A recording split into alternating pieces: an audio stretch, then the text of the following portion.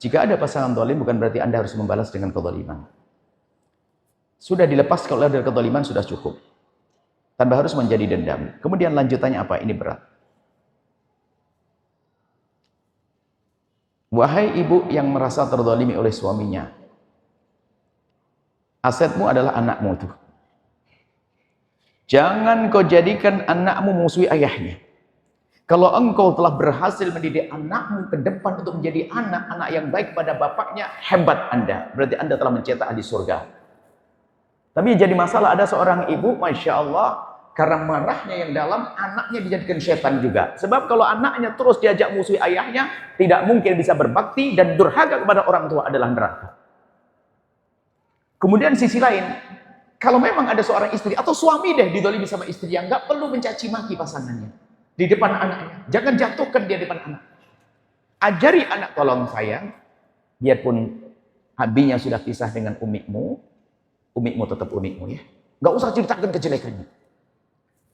Nah, semakin seorang ayah ini dengan nasihat baik, semakin jatuh cinta itu saja. Berarti ayahku baik banget nih. Kemudian sang anak akan tumbuh. Tapi mamanya begini, ayah. Nggak boleh sayang, umikmu tetap umikmu. Kalau anaknya abi, wajib baik sama umi. Dan sekarang berniat.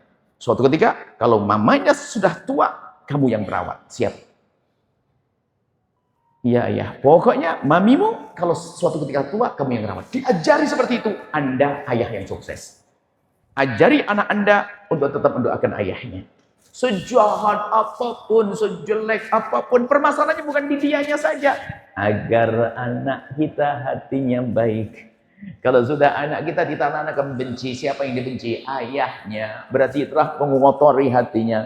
Kalau berangkat benci dari ayahnya, nanti giliran suatu ketika masalah dengan ibunya, ibunya juga dapat giliran. Tetangganya dapat bagian. Maka kami ingatkan kepada siapa yang merasa terzalimi dalam keluarga. Tolong jangan kotori anak-anak Anda dengan mulut Anda yang menjelek-jelekkan pasangan Anda.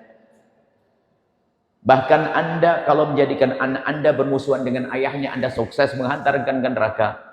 Kalau Anda, wahai ayah yang punya anak lalu pisah dari suami, dari istri, kalau Anda ajari anak Anda bermusuhan dengan ibunya, Anda sukses menjadikan anak durhaka. Karena sepanjang waktu dia nggak akan bisa berbakti pada ibunya.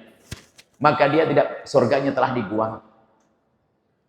Kalau misalnya pasangannya jahat, pemabuk, judi, segala macam catatan, menjauhkan iya, tapi menanamkan kebencian nggak boleh.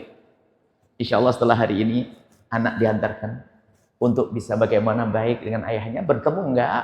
Anda bertemu nggak perlu lagi bisa. Tapi sang anak suruh berjanji, pokoknya Umi, saya harus sukses ya. Iya sukses. Nanti kalau ayahmu butuh bantuan, kamu yang bantu pertama. Sebab ayahmu tetap ayahmu. Oh dahsyat itu ibu hebat. Kurang lebih seperti itu. Sehingga sebetulnya di dalam Islam nggak ada istilah broken. Cuma namanya hawa nafsu kita, amarah kita, anaknya jadikan grup. Setiap hari ngomongin ayah itu, ayahmu dari kamu di kandungan, tahu nggak? Dari kamu, setiap hari. Tuh ayahmu tuh, setiap hari. Musuhan terus, nggak ada aja. Sama, seorang laki-laki begitu marah sama istrinya, anaknya diracuni sehingga anaknya benci sama ibunya. Ditemu ibunya nggak mau. Terus bagaimana surganya? Ibunya pun yang katanya jahat pun kan bisa menjadi baik suatu ketika nanti. Sayyidina Umar bin Khattab yang jahat pun bisa menjadi baik. Yang jelas, ini tadi ilmu hari ini berlaku untuk tadi para suami-suami yang kecewa dengan istrinya, istri-istri kecewa dengan suaminya.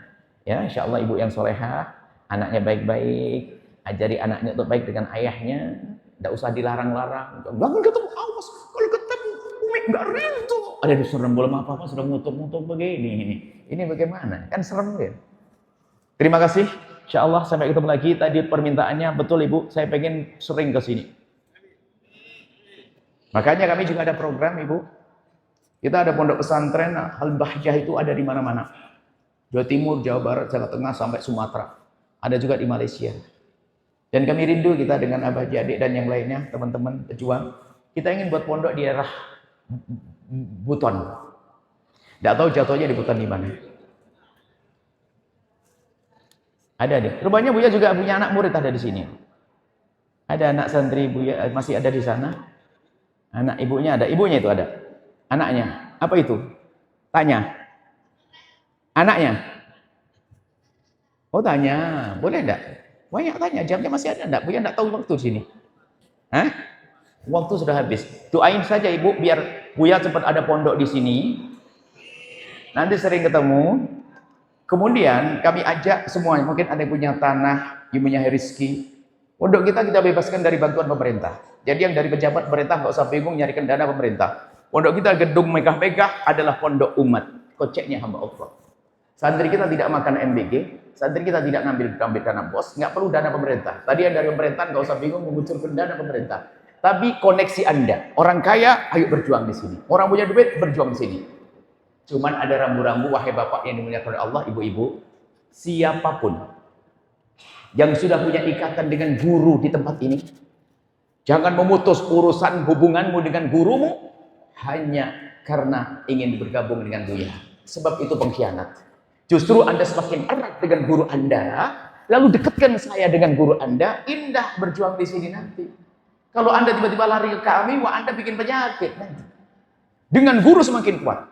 Dibagi pun nggak mau, misalnya apa? Anda jadi donatur guru Anda setiap bulan 10 juta. Gara-gara Buya Yahya datang, tak kurangi 5 juta untuk Buya Yahya. Nggak mau saya. 10 juta tetap untuk guru Anda, untuk Buya. Dan pondok kita adalah bonusnya nanti. Pahami, ini akhlak. Ini adab, kita bukan rebutan. Kita ingin tolong-menolong dalam dakwah. Wahai para ustaz, para kiai, ayo kita berjuang bersama-sama. Kami rindu ada bonusnya. Dan nanti pondok ini ada pelatihan-pelatihan juga.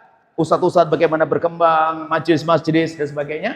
Dan nanti ada anak-anak dari sini. Rupanya ada anak yang sekarang masih ada di Jawa. Baru tadi ayahnya ketemu saya, ada orang Buton.